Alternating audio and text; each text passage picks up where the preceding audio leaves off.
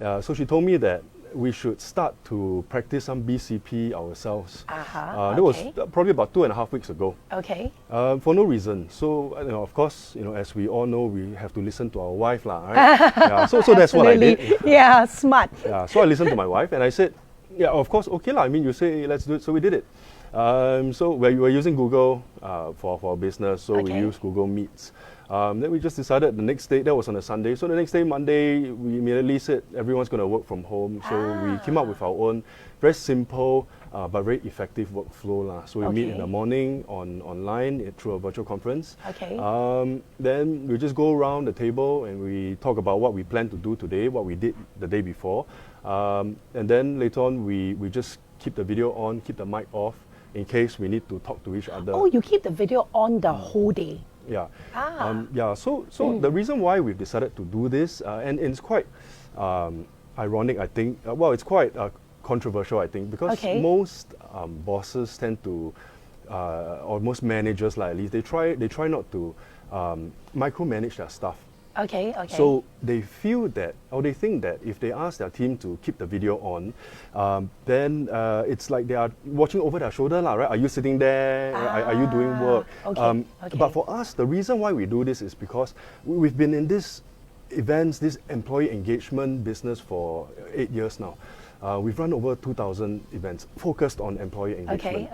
And we know that the important thing about employee engagement is you actually need to see the person's face, Exactly, So sometimes just very simple things like just being able to look at that person, making a funny face, or just turning your mic on and saying something silly and then turning it back off. These small little things help because it's very boring to work from home. For me, it's still okay because the kids are at school, but the youngest one is, of course, still at home.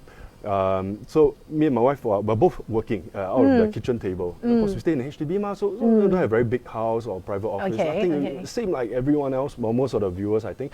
We also stay in HDB and we just make do with whatever we have. But I think at the end of the day, it is important to still stay connected with the team. So I must say that you and your entire team, you guys are very closely knitted, Yeah. There's group dynamic over there because like what you said earlier on, you can just like switch on the mic and say something funny.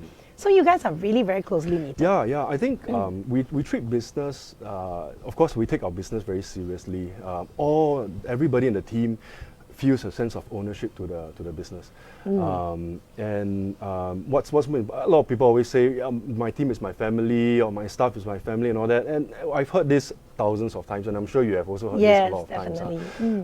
And I think if there's something good that has come out of this situation or this forced work from home is whether the managers and the leaders actually practice what they preach. When you say that it is important, can you show that now they are actually important? For example, like discipline.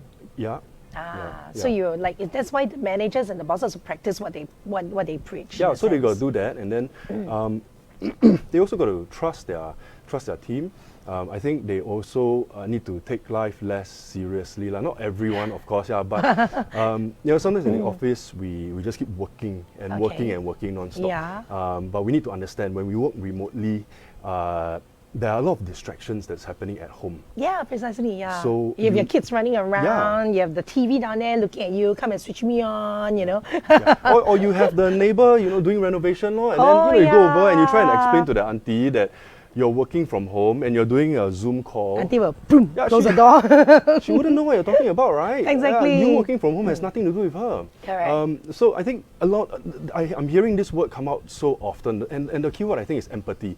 We need to learn how to empathize with people more. Exactly. We need to empathize with our teammates, with our staff, with our managers, with our bosses, with our neighbors. And I think the same thing, our neighbors also need to empathize with us. And I think this time, it's sort of like the perfect time to practice empathy. You sort of have to force yourself to do it because sometimes as humans, when we get lazy or life is too good, then we don't care. Correct. Empathy and graciousness is very important, right?